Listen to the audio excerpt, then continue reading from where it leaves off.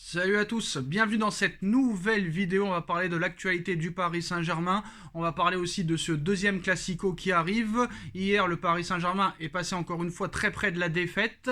Heureusement que monsieur Kylian Mbappé était là. On va parler aussi des infos mercato. Nono est avec nous. Salut Nono.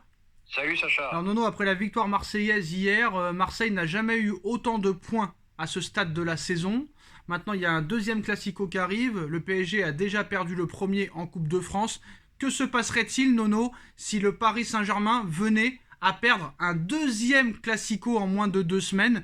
Est-ce que, à quelques jours du match contre le Bayern, on nous parle d'un retour de Thomas Tuchel? Qu'entre Nasser et Thomas Tuchel, le lien n'a jamais été rompu depuis le renvoi de ce dernier au mois de décembre 2020. S'il y a défaite contre Marseille, est-ce que Paris pourrait changer d'entraîneur une semaine ou 10 jours avant le match contre le Bayern? C'est fort possible, Sacha. Les Qataris ne supporteront pas d'être battus 2 fois de suite par les Marseillais, aussi bien en Coupe de France qu'en championnat. Donc je pense que Galtier serait en grand danger. Maintenant, pour te parler de ce classico, je mets encore malheureusement, je dis bien malheureusement, parce que Marseille, c'est pas notre club, hein, notre club c'est Paris, je mets Marseille favori. Un Marseille à la rue en première mi-temps hier et en deuxième mi-temps qui marchait sur tout le monde. Donc voilà, Marseille vraiment, vraiment impressionnant. Quant à Paris, tu ne peux pas être dépendant d'un joueur aussi fort soit-il. Tu ne peux pas dépendre que d'un seul joueur. Le reste, c'est le néant. Il n'y a plus rien, il n'y a plus rien. Donc compliqué. Marseille favori pour moi. Alors, maintenant, il n'y a que 5 points d'écart entre les deux clubs. Il y a Monaco qui revient à 7 points.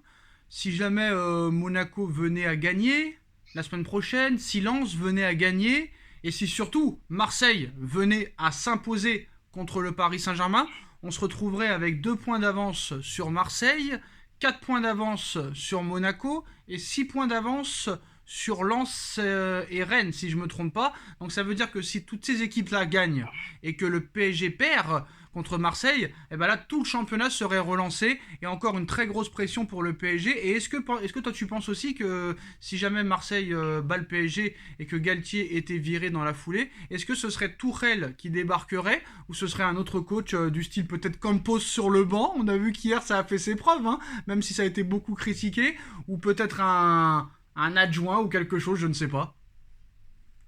Je vais te dire quelque chose. Hier, on a eu quelque chose d'exceptionnel. Il n'y a qu'au PSG que tu vois ça. Le directeur sportif ou directeur de je sais pas quoi du football, il n'y a qu'à Paris que tu vois ça. Le mec, il descend, il prend la place de l'entraîneur. Mais Nono, Il a ça a mis porté ses fruits, Nono, hein, ça a porté ses fruits. Quand il descend, tu perds Et 3-2. ça, peut-être Eh que oui, ça a porté ses fruits, eh oui. mais là, je vais te dire comment dirais-je, quel affront pour Galtier, quel affront.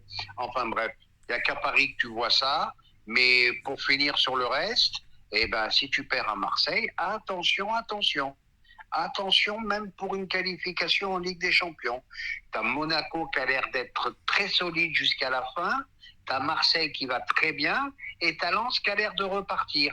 Attention de ne pas finir à la place du cocu à la 4e place, parce qu'à Paris, on ne voit rien.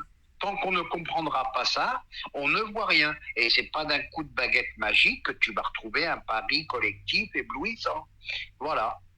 Et moi, j'ai dit hier que surtout pour moi, la victoire du Paris Saint-Germain, c'est surtout grâce à Lille. Parce que quand tu vois la prestation du gardien lillois, et à 3-2, Paris ne dominait même pas.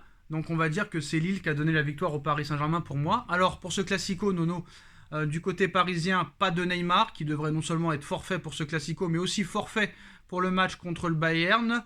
Est-ce si grave que ça? J'ai envie de te dire oui quand même, parce que même si c'est pas un phénomène Neymar, c'est toujours mieux que Hugo Ekitike, que Carlos Soler et compagnie.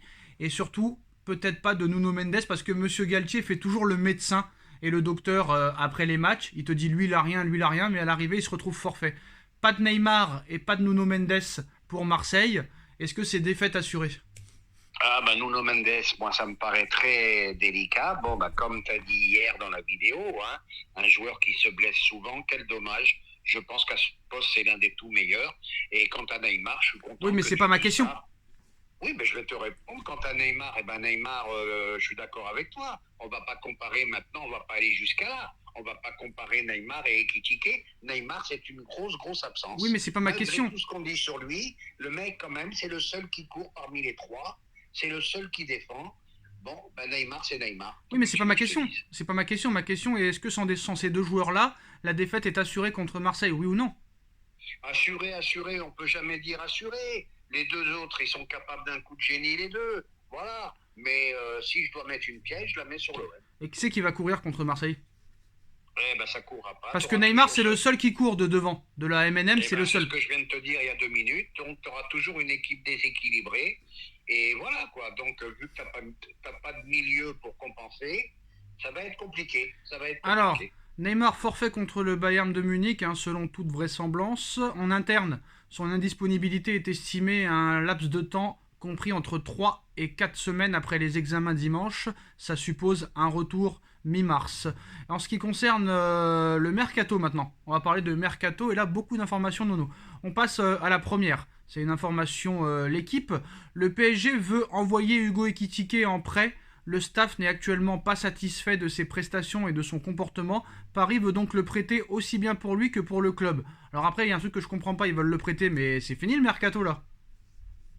Eh ben, bien sûr, on est d'accord. Alors c'est quoi cette incompréhensible, ça, information? encore. Alors je sais pas, est-ce que l'équipe a mal écrit l'article? Je pense que peut-être ils veulent prêter Ekitike la saison prochaine, mais là pour l'instant le mercato est terminé, donc ça va être compliqué.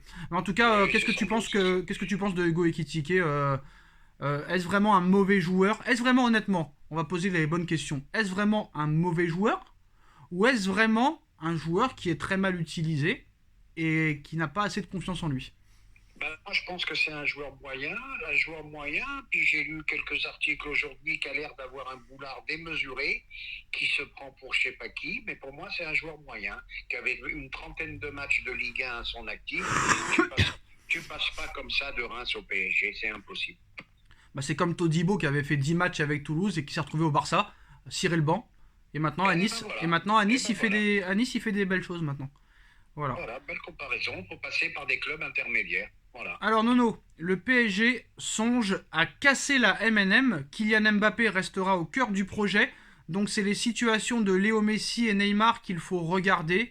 Voilà, bon, vu ce qu'il a l'air de se passer, je pense que Messi ne prolongera pas. Faut-il casser la MNM pour retrouver quelque chose de cohérent au Paris Saint-Germain? Bah, je vais te dire déjà, première chose, pour moi, la MNM, elle est finie. Elle n'a jamais commencé. Il y a trop d'ego entre les trois. Voilà. Il y a un duel en plus qui s'installe. Mbappé, Mbappé-Messi pour le futur Ballon d'Or et pour le classement de je sais pas de Ben quel non, mais meilleur joueur au monde. C'est Messi qui va avoir le Voilà. ballon d'or. Mais c'est Messi qui va avoir le ballon d'or, il a même pas cherché à comprendre. Ah, ben c'est pas sûr. Ah C'est si, pas c'est sûr. sûr. Ah c'est sûr. S'il finit mal, bon, on verra bien. Ah bah c'est sûr parce Donc, qu'ils sont dans le même club. Ils sont dans le même club, il y en a un qui a gagné la Coupe du Monde, l'autre qui l'a pas gagné. Donc c'est sûr et certain. d'accord, donc, et puis voilà, donc il y a trop de duels, il y a trop d'ego. Puis Messi, ça commence à le gonfler parce que moi je trouve qu'on ne le respecte pas. On a beau dire ce qu'on veut, mais hier j'ai écouté encore une émission sur l'équipe pour dire l'émission que c'était.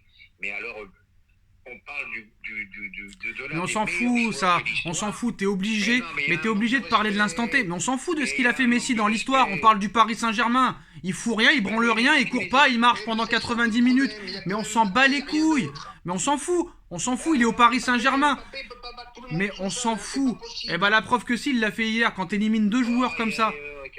Quand D'accord. t'élimines deux joueurs comme ça en sandwich et que tu les mets aux abonnés absents, frère, le mec n'a rien foutu du match. Le mec ne fout rien. On va pas dire qu'il est bon quand même. Eh ben, faut se poser la question, pourquoi il ne fout plus rien? Parce qu'il a plus envie, il est pas motivé le gars, c'est tout. Il s'en bat les steaks, il a tout gagné, il s'en bat les steaks, il s'en fout. Donc maintenant c'est plus. Nous on parle du PSG, on parle pas de ce que Messi a fait dans les années précédentes, on s'en fout. Là on parle de Messi à l'instant T, on juge ses matchs, on juge ses matchs. S'il est bon on le dit, s'il est pas bon on le dit. Même s'il a marqué, il a été inexistant pendant 90 minutes, c'est tout. Et c'est pas la première fois que ça arrive. Voilà, c'est tout. Voilà. Tu veux que je te dise le nombre de matchs où Mbappé a été inexistant? Tu veux que je te dise le nombre de fois où Mbappé t'a sauvé les 3 dernières années? Ah oui, mais on s'en sort plus là. Ah bah ouais. Et surtout, j'ai l'impression que quand Mbappé rate un match et quand il fait un mauvais match sur 10, là, tout le monde va lui tomber dessus. Mais quand c'est Non, Messi... personne n'en Si, parle si, jamais. si, si, si, t'inquiète, Messi, t'inquiète. Neymar, c'est eux qui prennent. Non, non, non, non, non, non, non, Voilà. non, non, non, non, non, non, non, t'inquiète, on en parle. T'inquiète, on en parle beaucoup même. On en parle beaucoup même. Beaucoup, beaucoup, beaucoup. Et tu peux le remercier parce que s'il n'avait pas été là lors des années Pochettino et des années Tourelle, tu serais en train de jouer l'Europa League. Donc n'oublie pas ça, hein. Voilà. Ah ben moi je vais te dire Et Mbappé, c'est sincèrement, pas un mec. Et Mbappé, c'est pas un mec qui chie sur le club en se filmant, en train de manger au McDo, en train d'être au poker, en train de faire des anniversaires. Moi, Mbappé, à l'anniversaire de Cavani, à l'anniversaire de Di Maria, à l'anniversaire de Icardi, tout ça, on l'a pas vu, on le voit pas au carnaval, on le voit pas au McDo, on le voit pas en train de jouer au poker, on le voit pas faire tout ça, le gars. Voilà, stop. Le mec, il a jamais manqué de respect au Paris Saint-Germain, contrairement à ce mec-là. Donc à un moment donné, stop maintenant. Voilà, c'est tout ce que j'ai à dire. Alors, tu m'as gavé avec ton Mbappé, alors la Voilà. suite. Voilà. Après, les infos mercato. Alors, le PSG est intéressé par Manu Koné, milieu de terrain du Borussia Mönchengladbach. Le joueur est aussi intéressé par l'idée de venir à Paris. Prix estimé entre 25 et 35 millions d'euros. Randal Kolo Muani est une priorité pour le Paris Saint-Germain pour cet été. Le joueur est intéressé, mais Manchester United et le Bayern de Munich sont aussi sur le dossier. Prix estimé entre 80 et 100 millions d'euros. Et Paris cible aussi Marcus Thuram, dont le Borussia Mönchengladbach a annoncé qu'il partirait librement. Que penses-tu de ces trois joueurs-là, Nono? Y a-t-il mieux à faire? Est-ce que tu en retiens 1 sur 3, 2 sur 3 ou les 3? On t'écoute. Peut-être que je le prononce très mal, Colomani. Peut-être que lui, c'est peut-être un futur grand. Thuram, j'ai plus de doutes. Quant au milieu de Leipzig, il paraît que c'est un peu... Non, c'est pas Leipzig, c'est Borussia Mönchengladbach. Pourquoi dire Leipzig alors que je viens de dire Borussia Mönchengladbach? C'est quand même assez spécial. Écoute, j'ai mal compris. Mais on ne peut pas confondre Mönchengladbach à Leipzig. C'est pas possible, ça ne se ressemble pas. Mais n'oublie pas que je vais te donner un vieux dicton. Amour et tambour, ça se joue pas avec les mêmes baguettes.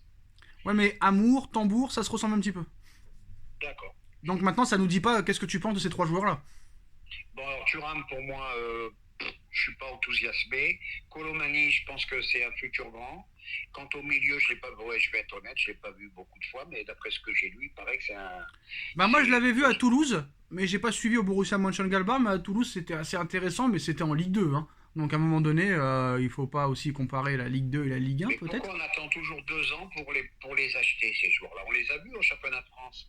Il n'y a personne qui a eu le nez. Colomani, c'est peut-être un futur grand. Le milieu, c'est peut-être un super bon. Le Thuram, je sais pas, on attend, en fait, qu'il vaille 100 millions d'euros pour commencer. Bah oui, sinon, oh bah c'est pas marrant sinon. Non, ce qui est encore plus marrant, c'est quand t'as des joueurs phénoménales dans ton équipe, ils s'en vont, ils s'éclatent, et après tu les rachètes 100 millions alors que tu les avais. Ça, c'est encore mieux ça. Nkunku, Diaby, Coman. Tu sais que Nkunku, il voulait rapatrier Diaby cet hiver. Mais le staff, ils ont dit, enfin pas le staff, les dirigeants, ils ont dit qu'ils voyaient mal, qu'ils voyaient d'un mauvais oeil le retour de Diaby parce qu'ils l'avaient dégagé comme une grosse daube. Tu sais? Voilà. Eh ben oui, mais voilà. Ça sera pas le premier, pas le dernier. Alors apparemment, hein, s'il reste toujours directeur sportif, hein, il y a une liste de joueurs ciblés par Luis Campos. Alors Youssouf Fofana, Khéphren Thuram, Randal Kolo Muani, Marcus Thuram et Manu Koné. Voilà la priorité de Monsieur Campos. Alors Youssouf Fofana, c'est Monaco. Hein. Khéphren Thuram, c'est Nice. Kolo Muani, Francfort. Marcus Thuram, Mönchengladbach. Et Manu Koné, Mönchengladbach. Le mot de la fin est pour Nono. Ben, tout ça, c'est jeune, c'est physique, ça galope. Il faut aller dans des idées comme ça. Le Thuram, milieu de terrain, qui a l'air de revenir très très fort, celui-là m'impressionne beaucoup, malgré le trou d'air qu'il a eu. Non, tout ça, c'est bien, c'est costaud, c'est physique, ça court. Non, c'est bien. Faut changer de cap. Oh, c'est bien, ça ressemble quand même au mercato de l'été dernier. Hein. Oh. Ah oui, mais tu l'as pas fait.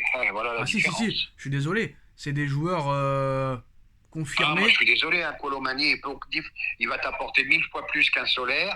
Un Khéphren Thuram, il va t'apporter 10 fois plus qu'un Ruiz. Ouais, sur le papier. Sur le papier, peut-être. Sur le papier, peut-être. Mais n'oublie pas que ces mecs-là sont toujours des phénomènes avant de venir au PSG. Ils arrivent à Paris, ils arrivent à Paris, ils ne mettent plus un pied devant l'autre. N'oublions pas ça. Hein. Ça faudra nous expliquer pourquoi. Ah bah moi j'ai l'explication, mais bon, je l'ai déjà dit 25 fois, je vais pas répéter une 26e fois. Voilà les postos, c'est la fin de cette vidéo. Dites-moi en commentaire ce que vous en pensez, on like, on partage, on commente, on s'abonne, et on se retrouve très vite pour une nouvelle vidéo. Tchuss.